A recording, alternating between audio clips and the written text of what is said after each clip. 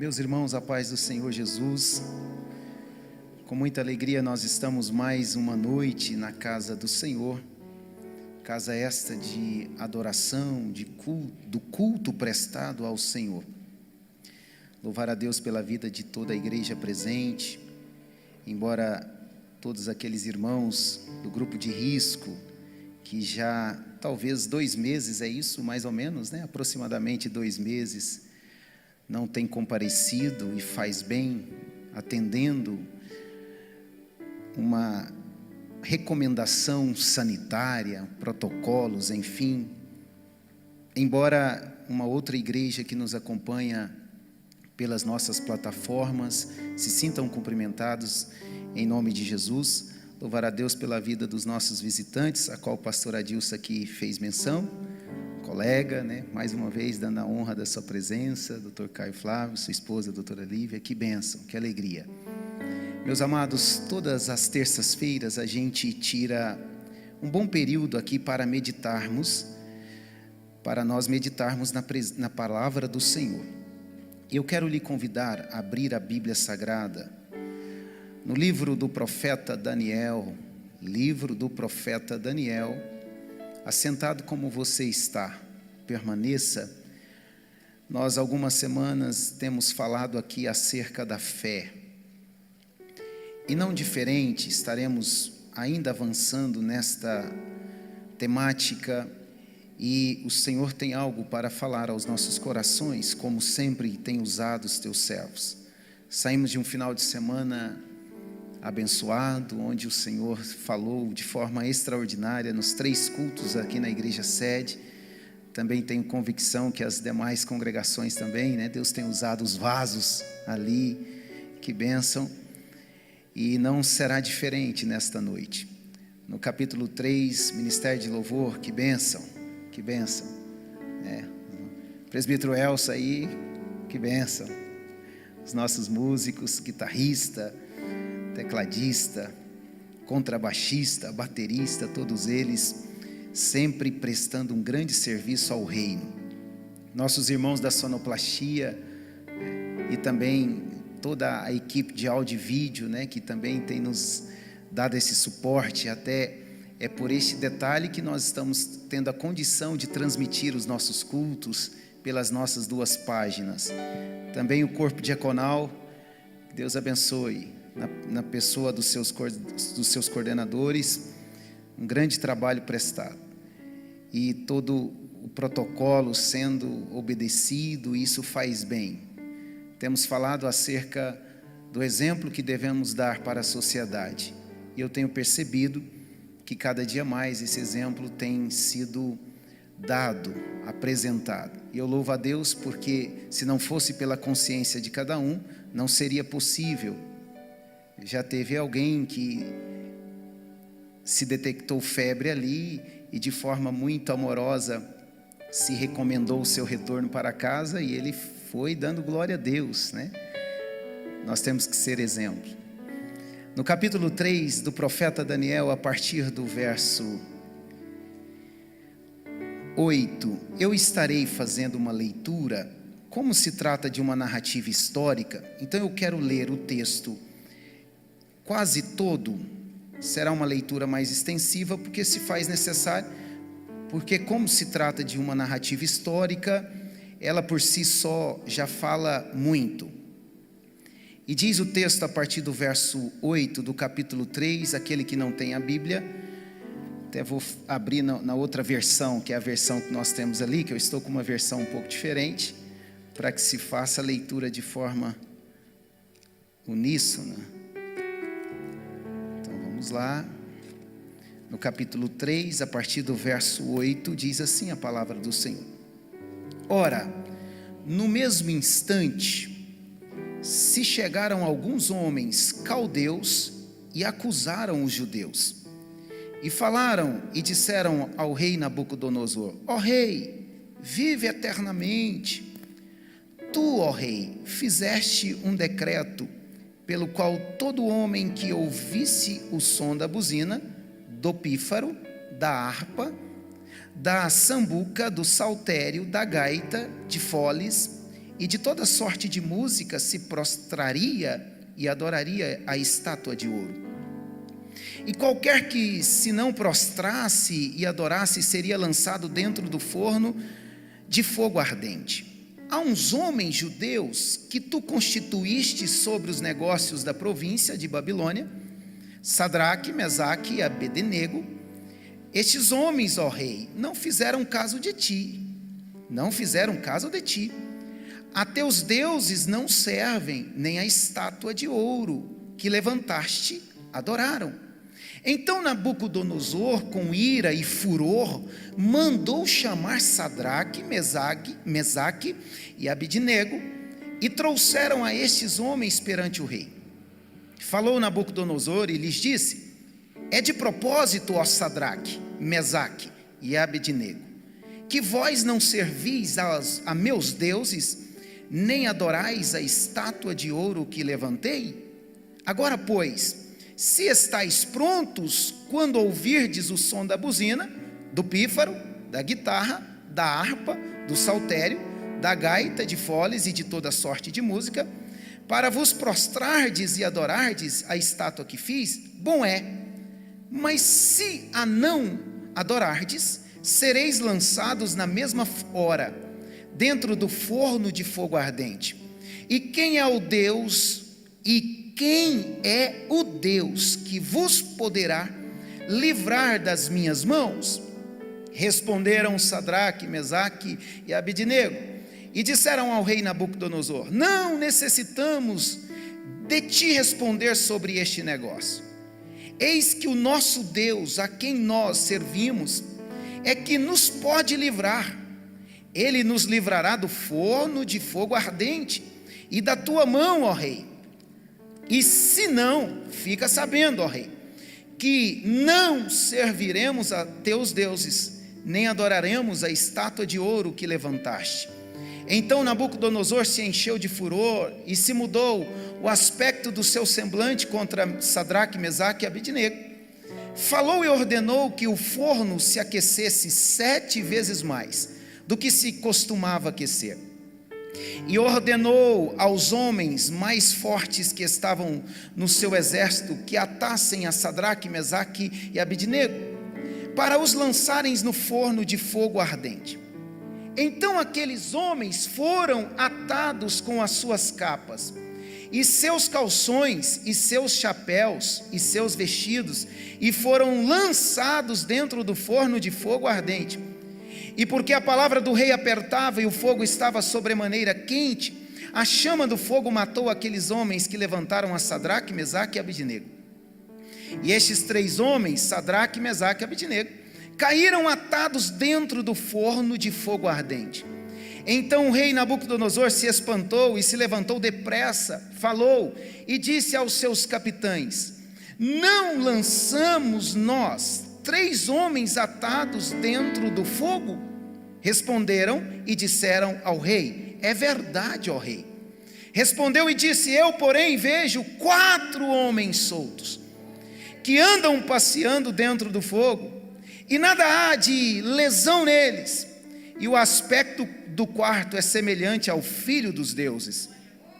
Então se chegou Nabucodonosor à porta do forno de fogo ardente, falou e disse: Sadraque, Mesaque e Abednego, servos do Deus Altíssimo, saí e vinde. Então Sadraque, Mesaque e Abednego saíram do meio do fogo, e ajuntaram-se os sátrapas, e os prefeitos, e os presidentes, e os capitães do rei, contemplando estes homens, e viram que o fogo não tinha poder algum sobre os seus corpos, nem um só cabelo da sua cabeça se tinha queimado, nem as suas capas se mudaram, nem cheiro de fogo tinha passado sobre eles. Falou Nabucodonosor e disse: bendito seja o Deus de Sadraque, Mesaque e Abednego, que enviou o seu anjo e livrou os seus servos que confiaram nele, pois não quiseram cumprir a palavra do rei, preferindo entregar os seus corpos, para que não servissem nem adorassem algum outro Deus, senão o seu Deus. Por mim, pois, é feito um decreto, pelo qual todo povo, nação e língua, que disser blasfêmia contra o Deus de Sadraque, Mesaque e Abednego, seja despedaçado, e as suas casas sejam feitas um monturo, porquanto não há outro Deus que possa livrar como este. Então o rei fez prosperar a Sadraque, Mesaque e Abednego na província de Babilônia. Curva a sua cabeça comigo e ore. Senhor Jesus, na tua presença nós estamos, ó Pai, para ouvir a tua poderosa palavra. Palavra esta que sempre fala conosco, nos edifica, nos exorta, nos corrige, nos confronta. Portanto, estamos aqui, ó Espírito, para ouvi-la a partir da iluminação que o Senhor nos dá para transmiti-la. Portanto, Senhor, prepara os nossos corações para que nós possamos ouvi-la, entendê-la e praticá-la. Assim nós te pedimos e te agradecemos em nome de Jesus. Amém, amados? Fiz questão de ler quase o capítulo 3 todo, porque muitos não estão habituados com esta narrativa histórica, muitos. No entanto, por si só, ao ler, percebe-se que trata-se de uma narrativa autoexplicativa. Só de lermos vamos entender que aqui se trata do grande rei Nabucodonosor, um dos grandes impérios constituídos na história da raça humana, este imperador babilônio, imperador esse que se acende alguns séculos antes da era cristã, antes de Cristo, e de forma dominante ele acaba subjugando muitas nações, cidades, estados, e se estabelece o seu reino, o seu império. Eu estou certo que a grande parte aqui conhece um pouco de história extra-bíblica, mas caso não, este rei Nabucodonosor e este império pode ser reconhecido como um dos maiores impérios já lidos e conhecidos na história humana.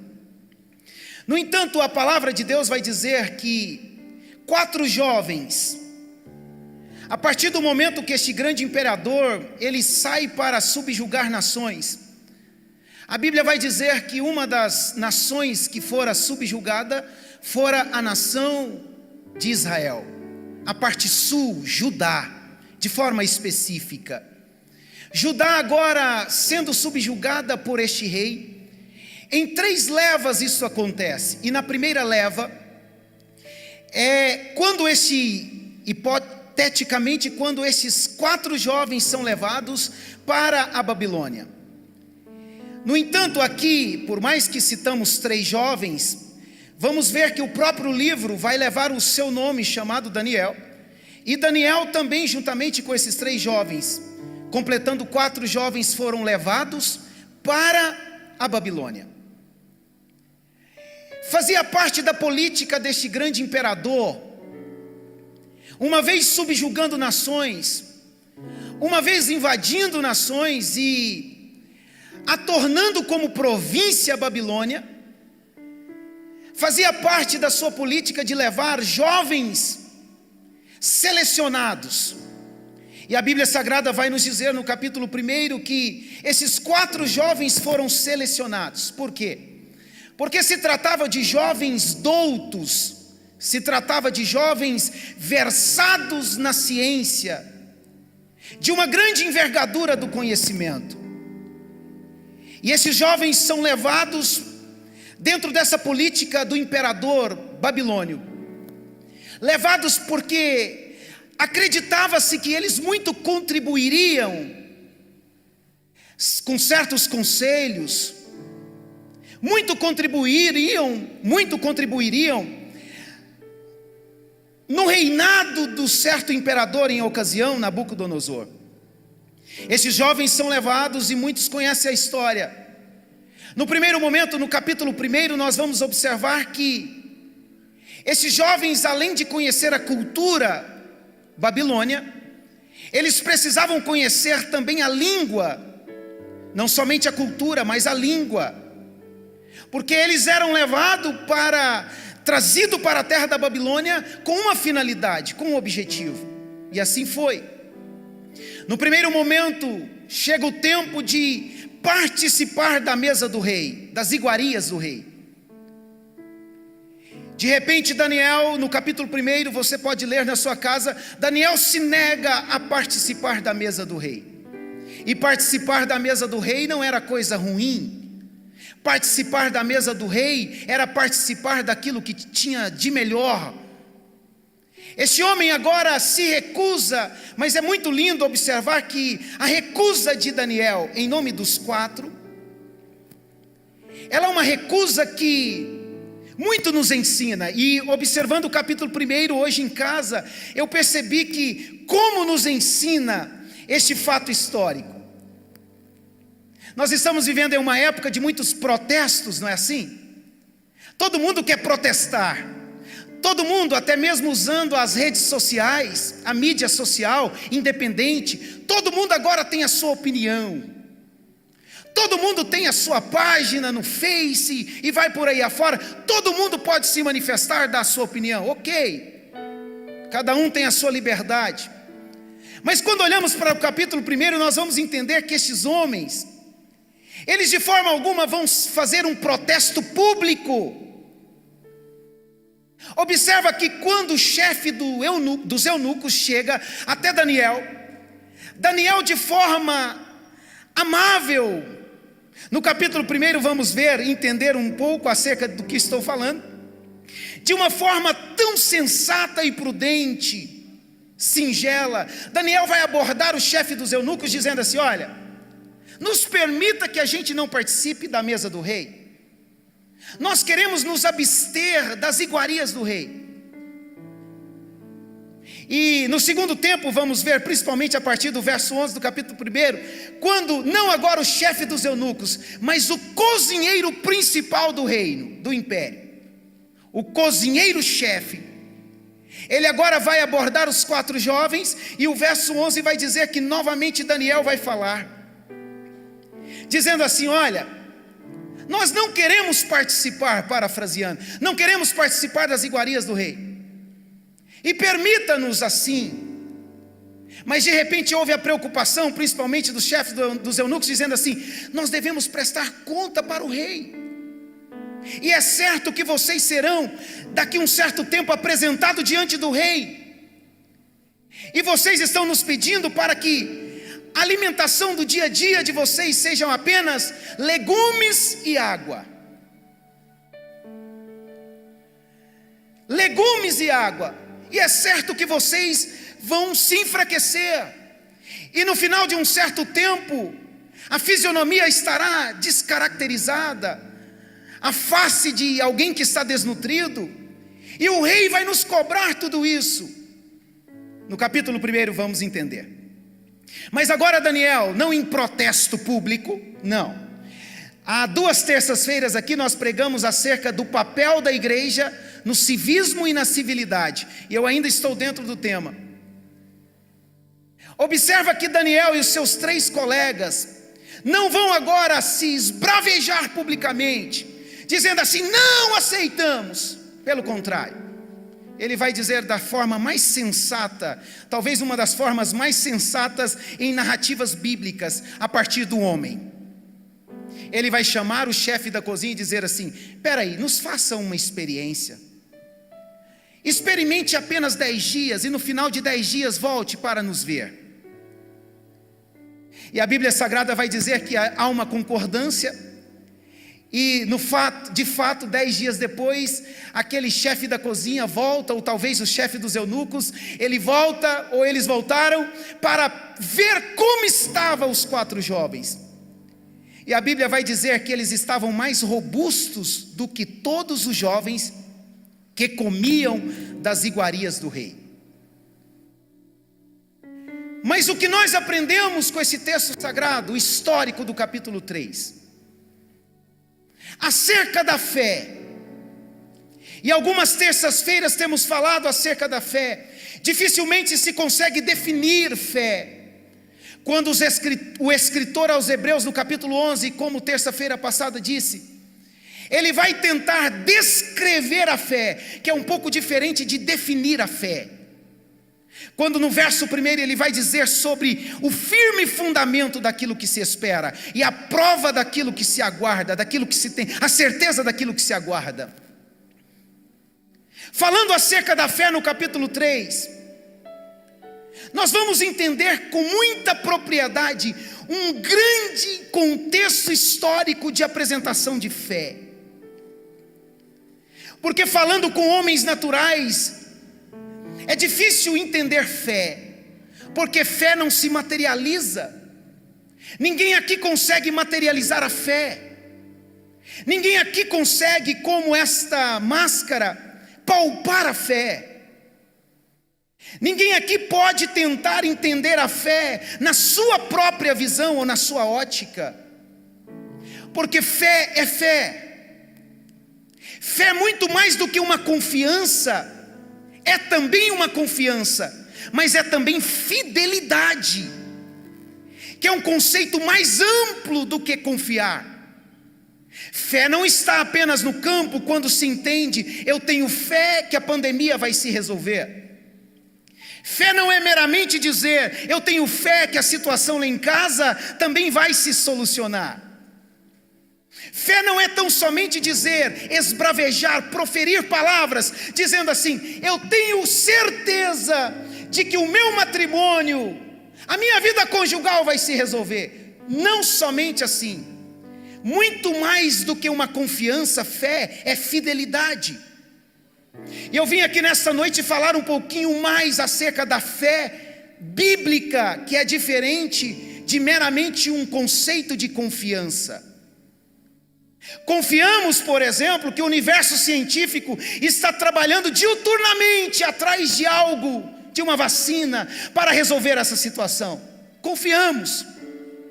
E sabemos que é possível, pela inteligência, pelo conhecimento. Mas isso não é fé, porque fé está num conceito muito maior, muito mais amplo. Não se entende fé a partir da ótica humana. Não se entende fé a partir de uma visão filosófica, científica. Não se entende fé a partir de princípios naturais, humanos. Porque a fé bíblica, ela está em uma outra dimensão. A fé em Cristo Jesus, como eu disse, ela nunca se materializa. Embora eu entendo como Tiago vai também entender, e não há nenhuma divergência entre o apóstolo Paulo e Tiago acerca da fé. Há uma concordância, há um alinhamento. Quando Tiago vai dizer acerca das obras, mas nós entendemos na sua escrita que todos aqueles que gozam da fé, que têm a fé em Cristo Jesus, a fé se manifesta em obras. Mas ninguém aqui consegue entender a fé no campo humano, porque a fé está traçada, está estabelecida em uma dimensão eterna. A fé está estabelecida em uma dimensão espiritual. A fé está estabelecida em uma dimensão divina. A gente começa a entender a fé a partir do momento que a gente vive a fé. A gente começa a decifrar a fé a partir do momento que a gente tem a experiência a partir da fé. Ninguém aqui consegue entender a fé, mas eu quero lhe convidar a meditar na palavra do Senhor nesta noite. Há uma diferença muito bruta, muito grosseira acerca da confiança, porque a fé, além da confiança, é a fidelidade. E no capítulo 11, no verso 6 de Hebreus, nós vamos entender que sem fé é impossível agradar a Deus. Porque aquele que aproxima-se dele, é necessário que creia que ele é o galardoador daqueles que o servem. Entender o conceito espiritual é somente a partir da ótica da fé. Entender a solução para os problemas. E aí eu lhe convido, em primeiro lugar, a entender a fé. Observando o texto que nós lemos, em nenhum tempo da raça humana, da história do ser humano, em nenhum lugar, em nenhum momento, da narrativa dos seres humanos. A circunstância ou as circunstâncias teve propriedade ou suficiência para definir regras, em se tratando do conceito que se tem da fé em Cristo, da fé em Deus. Em nenhum momento da história bíblica e da história do ser humano, o cenário teve propriedade e suficiência para definir a história. Observando aqui esses 4 jovens, a primeira visão que se tem, a primeira ideia que se tem é: eles estão como cativos, eles estão em terra estranha, eles estão como estrangeiros, sobretudo os seus familiares, os seus consanguíneos, a sua nação está subjugada, justamente para este rei que eles estarão prestando serviço. De uma forma muito humana e simplista, ao olhar para o profeta Daniel, o livro do profeta Daniel, parece que nós não acreditamos. Como é possível alguém ter a condição de prestar serviço?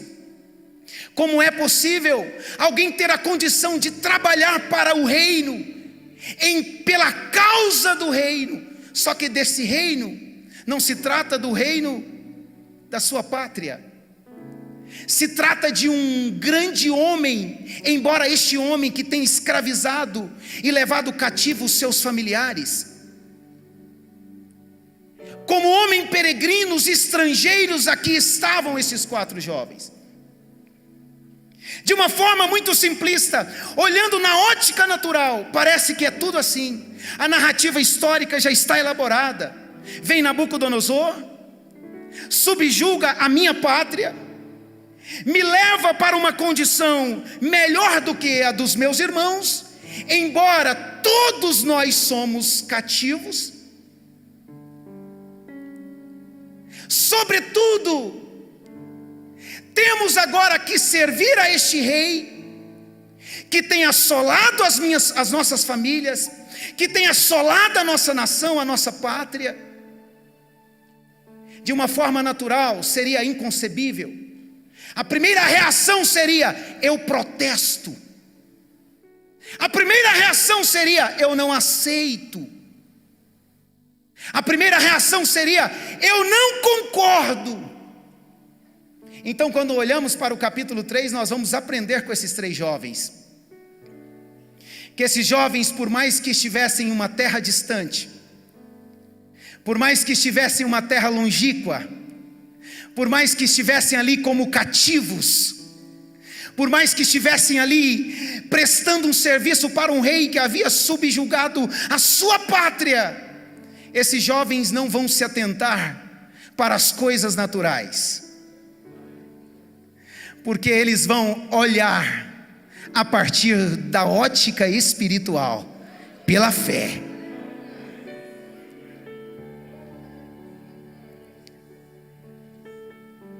Nabucodonosor está prestando um serviço a Deus.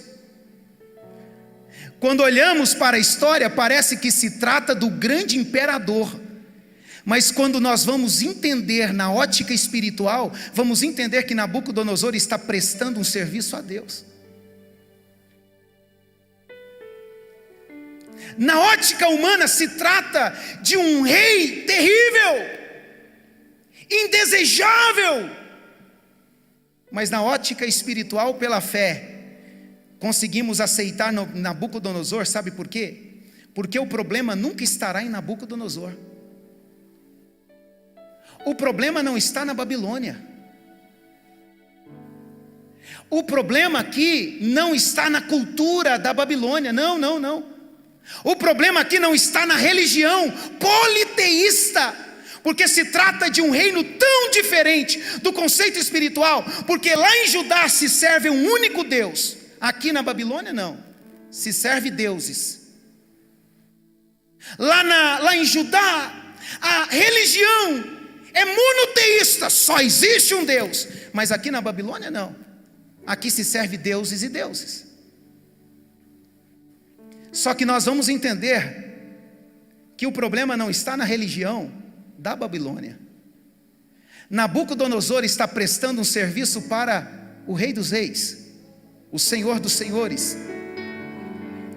Aleluia!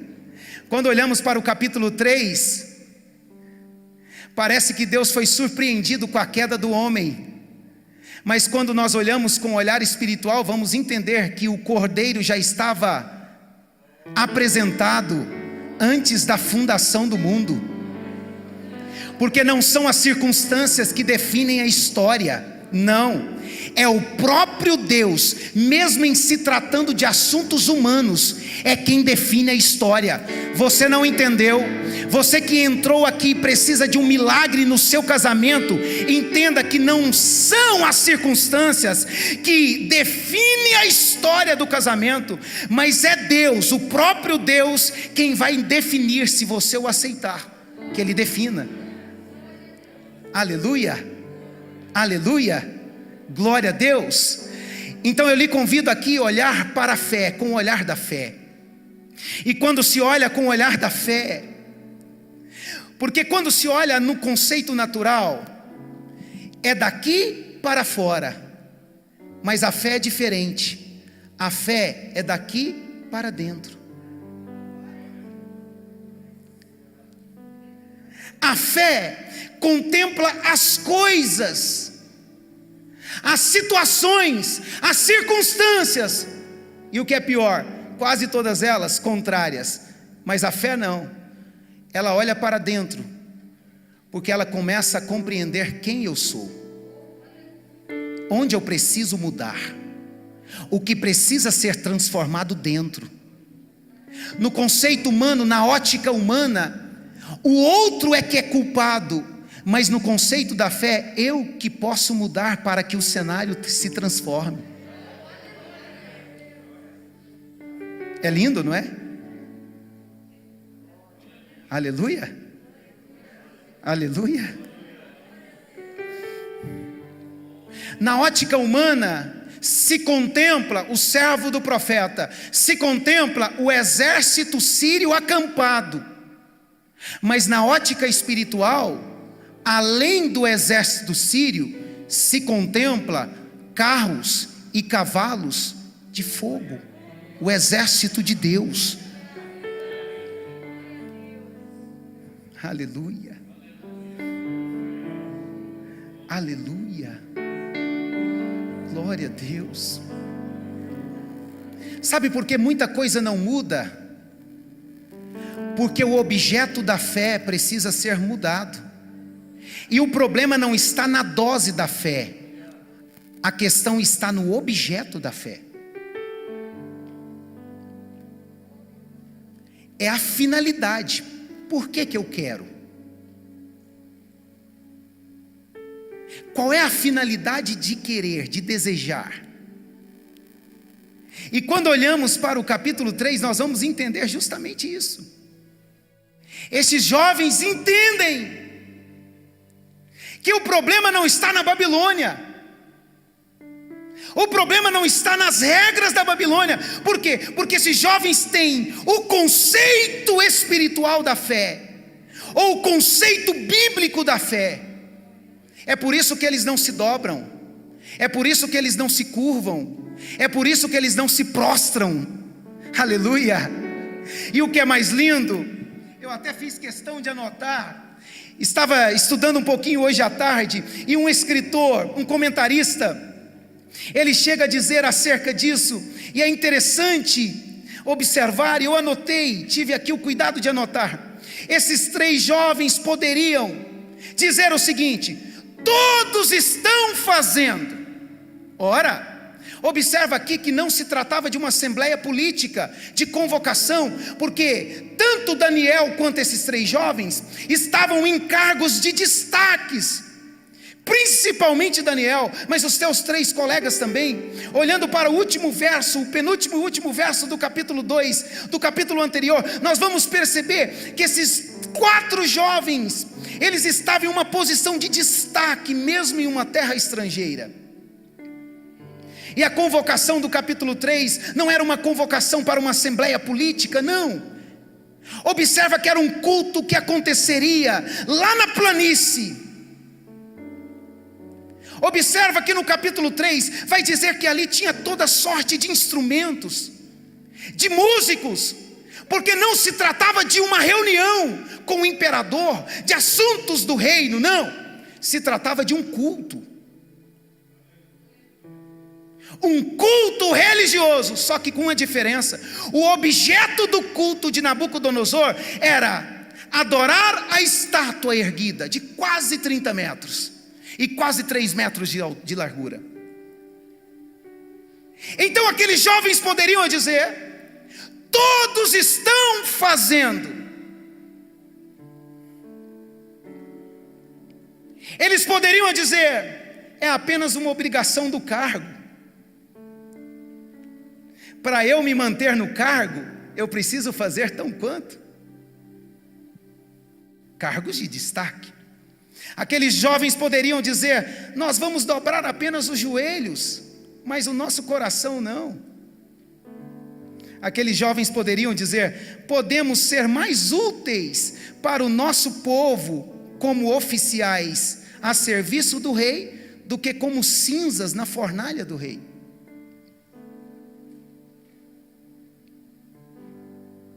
Esta noite nós estamos aqui para rever o objeto da nossa fé. Deus nos traz numa terça-feira como esta para que nós entendamos o porquê que muita coisa dentro da nossa casa não tem mudado até o dia de hoje. O porquê que muita coisa da minha vida pessoal não tem se transformado. Entra ano e sai ano, eu sou a mesma pessoa, nada muda. O porquê que as coisas, os negócios, o financeiro não vai bem. O porquê? O porquê? Aí Deus nos traz aqui nesta noite para que a gente reveja o objeto da fé, a finalidade da nossa fé. Porque a finalidade desse jovem jamais foi o cargo. A finalidade da fé desses jovens jamais foi se manter no poder. A finalidade deles sempre foi: Deus é quem cuida. Se Ele quiser que a gente viva, a gente vai viver. Mas se Ele não quiser, da mesma forma nós não nos prostraremos diante desta estátua.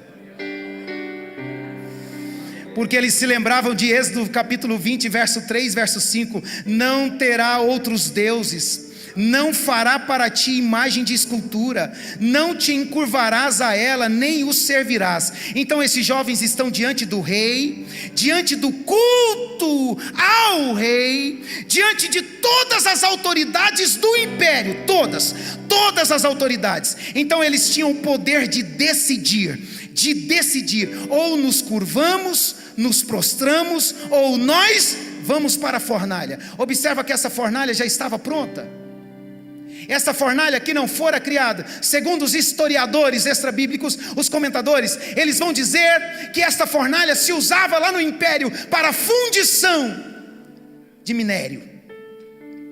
Mas para aquele dia, a finalidade é essa: quem não se prostrar diante da estátua que o rei ergueu, vai ser arremessado na fornalha. Mas nada vai mudar a finalidade da fé desses jovens, nada. Eu vim aqui para dizer que esses jovens, a Babilônia não teve suficiência para mudar a finalidade da fé desses jovens. O cargo que ali eles tiveram de exaltação não teve suficiência para mudar a finalidade da fé desses jovens. Esses jovens estavam certos, convictos que nada mudaria a finalidade da sua fé. Então Deus nos traz aqui nesta noite para que nós entendamos que é possível mudar. A Babilônia só existe aqui na Bíblia Sagrada por prestarem, todos eles, imperadores, autoridades, um serviço a Deus. Porque justamente aquele povo que foi escolhido por Deus precisava rever os seus conceitos. Aí Deus usa uma nação pagã, levanta um império, com toda aquela envergadura de império hegemônico, dá autoridade, sabedoria, estratégias militares, para que aquele rei que não o serve, preste um serviço a ele. Porque a finalidade da fé daqueles que o serviam estava desviada, distorcida. Aí Deus levanta toda uma estrutura, sabe por quê? Para mudar lá. Ele permite Nabucodonosor se levantar, se fortalecer, imperar, porque a finalidade daqueles que nasceram para adorar, cultuar, prestar culto racional, tinha sido mudado. É aí que nós entendemos o porquê da aflição dentro da nossa casa. É Deus permitindo uma estrutura contrária, mas a serviço dele, para que mude dentro de casa.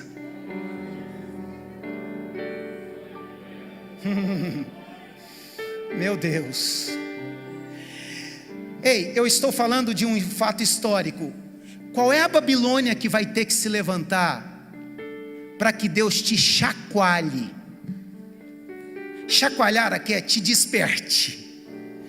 Qual é a Babilônia? Qual é o rei? Qual é a estrutura? Amados, Império Babilônio, quem estuda um pouquinho de história sabe que talvez tenha aí, perde apenas para o romano, talvez, não sei, mas o assírio, o egípcio, o assírio, o babilônio, o macedônico, medo-persas, antes um pouco do macedônio, e depois o romano. Impérios estes que a história humana jamais viu. Os Estados Unidos hoje nem se aproxima de um império como este. E aí Deus usa tudo isso, toda essa estrutura. Nabucodonosor tem que nascer, a Babilônia tem que existir, tem que se tornar a grande Babilônia. Sabe por quê? Porque o povo que o serve mudou a finalidade da adoração.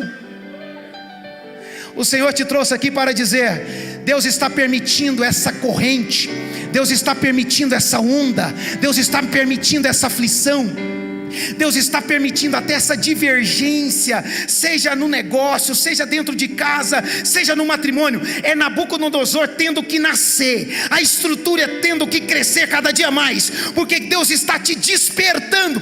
Eles estão a serviço de Deus. Escute aqui comigo. Será que o coronavírus não está a serviço de Deus? Ei, entenda que os irmãos que estão aí, por favor, né, não vão acrescentar, não tire essa frase aqui do contexto, né? Senão vão dizer que Deus está permitindo o coronavírus. Não é isso.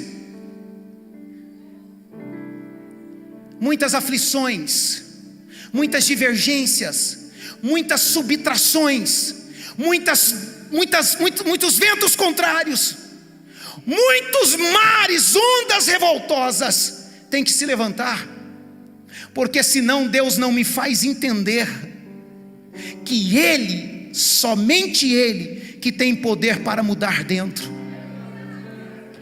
E aí eu gosto sempre de dizer: não espere que o outrem muda para que o cenário se transforme.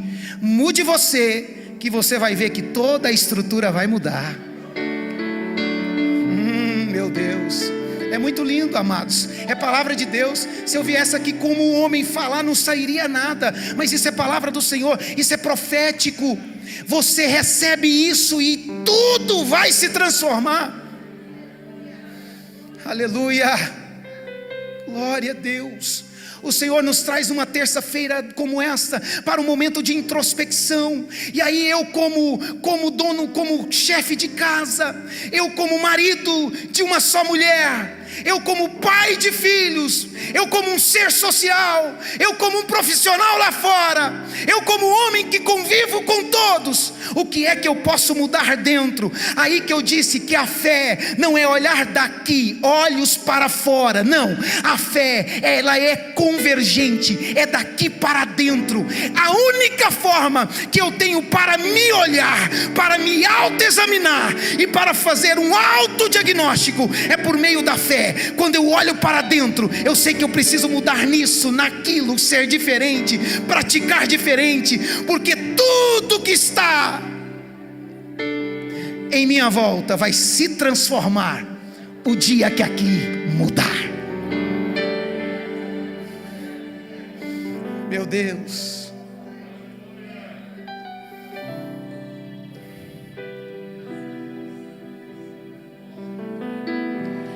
você sabia que muita gente precisa passar pelo desemprego? Porque o desemprego precisa se levantar, porque senão o indivíduo não acorda. Porque o falar por falar não resolve nada. A boca fala do que o coração está cheio.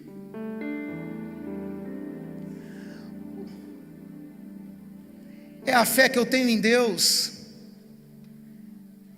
que Ele pode me mudar por completo. O que eu fiz até hoje eu posso deixar de fazer. O que eu pratiquei até hoje eu posso deixar de praticar. O comportamento que eu tive até o dia de hoje eu tenho que mudar, porque tudo está indo. Hoje eu estou mais velho do que o dia de ontem. Amanhã, se assim chegar, eu estarei também um dia mais velho do que o dia de hoje. A vida passa, tudo se vai. E o que é que nós estamos deixando? Qual é o legado? Qual é a história que nós estamos construindo? O que é que nós estamos edificando com os nossos atos, com a nossa postura, com o nosso comportamento? O que é que eu faço dentro de casa, fora de casa, dentro da igreja, fora da igreja, no meio do convívio social, fora do convívio social, estando com muita gente, estando sozinho? O que é que eu faço para edificar, para construir, para transformar, para contribuir? O que é que eu posso fazer?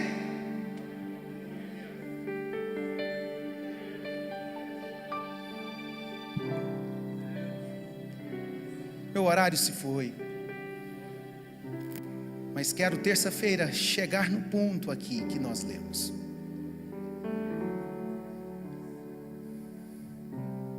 Só existe um Senhor que tem poder para mudar.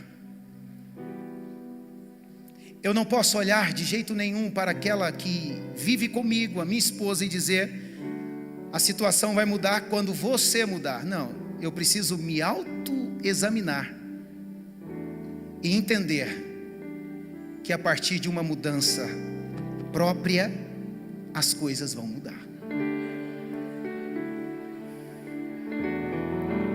Aí eu preciso terminar da seguinte forma: num conceito humano, natural, numa ótica natural, meu Deus, é grande demais o Império Babilônio. É forte demais, tem poder demais, né, pastor?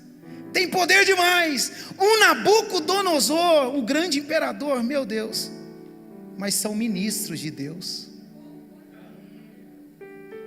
Ministros de Deus. Porque Deus não abre mão de você. Deus não abre mão dos seus filhos. É certo que Ele abre caminho do meio do mar, mas também é certo que Ele permite um Nabucodonosor nascer e o império se consolidar, porque da mesma forma que Ele não quer te perder por o império egípcio, Ele não quer te perder para o mundo, porque Ele não abre mão da sua vida. Ele não abre mão do seu casamento, Ele não abre mão da sua vida familiar, Ele não abre mão da sua história. Ele te trouxe aqui nesta noite justamente para este relacionamento, porque no olhar natural eu me relaciono no horizontal, mas no olhar espiritual o meu relacionamento antes é com o Senhor, é com o Deus, Criador do universo. Quando eu olho com os olhos da fé, eu me relaciono com Ele, e ao me relacionar com Ele no vertical, eu me relaciono bem aqui no horizontal.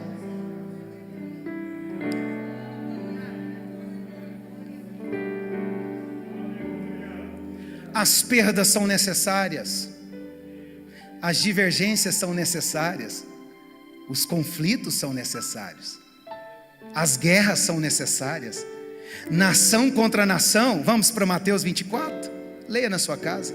Nação contra nação, tempo de dores, princípio de dores, tudo isso já está escrito, tudo isso. Ninguém surpreende Deus, ninguém pega Deus lá no improviso, não, ninguém. A história humana está a serviço de Deus. Os governos, mesmo pagãos, politeístas, servidores de deuses, que não é o Deus da Bíblia, todos eles estão a serviço de Deus, como ministros de Deus. Aí esse Deus tão grande, tão poderoso, que tudo isso aqui está a serviço dele, como não acreditar que é possível mudar? Amém? Como não acreditar que é possível aqui dentro se transformar? Como não acreditar que a tempestade vai passar à medida que eu me despertar? Meu Deus, eu não vim aqui fazer promessa política para ninguém, mas eu vim aqui pregar um Deus que muda quadro, um Deus que muda história, um Deus que muda cenário, um Deus que muda contexto, um Deus que quebranta coração, ora Ele endurece, ora Ele despetrifica, um Deus que transforma todo um universo por um motivo, para não te perder. Pastor, o que eu faço? Vocês vão cantar aquele hino, o mesmo hino. Por favor, venha para cá. O que devo fazer, pastor? Simples. Se até hoje nada deu certo, vamos usar até a lógica. Vamos virar a página. Coloque Deus dentro. Coloque Deus dentro. Dentro da sua história, dentro do seu casamento, dentro da sua família, dentro da sua profissão, dentro do seu convívio. Coloque Deus dentro. Coloque Deus dentro.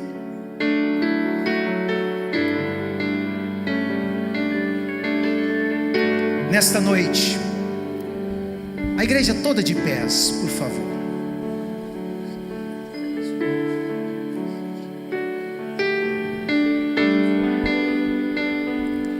O que devo fazer, pastor? Simples. O próprio Jesus vai dizer: aquele que me confessar diante dos homens, observa que a confissão é pública.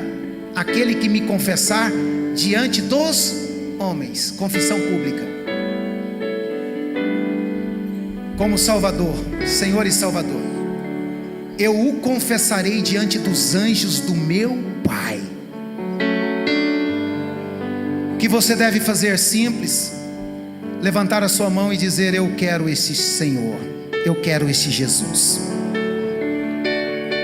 É uma oportunidade que está aberta para aqueles que estão aí pela rede social, pelas nossas páginas, e oportunidade para aqueles que estão aqui dentro. Coloque Deus. Erga a sua mão e vem aqui que nós estaremos orando por você. E a partir de hoje, Deus estando no controle, as coisas vão mudar. Pode cantar a partir do refrão. Vamos entrar no refrão. Eu me rendo aos seus pés, és tu